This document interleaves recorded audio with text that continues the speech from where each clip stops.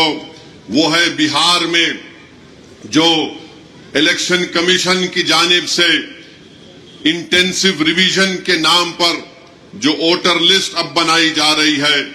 मैं तेलंगाना के आप तमाम लोगों से, खास तौर से भारत के गरीबों से, चाहे वो किसी मजहब से उनका ताल्लुक हो, खास तौर से मुसलमानों से, दलितों से, आदिवासियों से ये कह रहा हूं कि आप तैयार हो जाइए।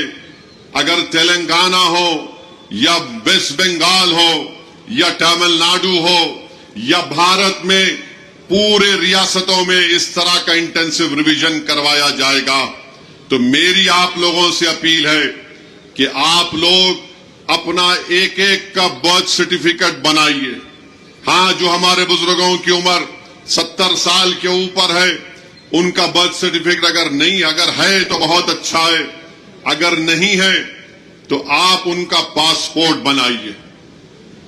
आप बर्थ सर्टिफिकेट अपना बनाइए, और अगर 10th क्लास की मार्कशीट है तो उसको तैयार रखिए।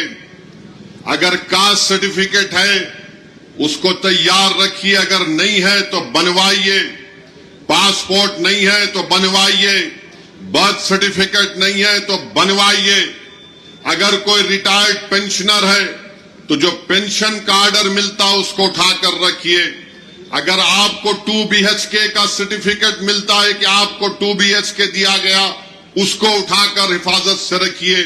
अगर जमीन गवर्नमेंट ने आपको अलॉट की तो उसको उठाकर रखिए।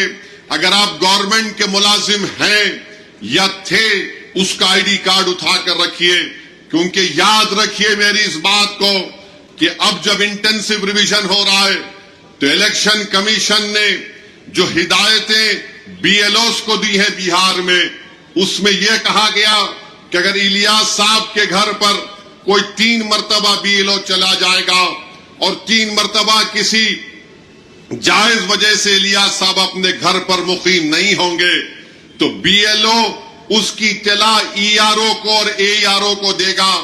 और ये AERO और ERO को इख्तियार हासिल है कि वो 1955 के सिटीजनशिप एक्ट के तहत उन तमाम ओहदेदारों को इत्तला देना के लिए साहब शायद भारत के नागरिक नहीं है, तो ये सिटीजनशिप का मसला पैदा हो जाएगा।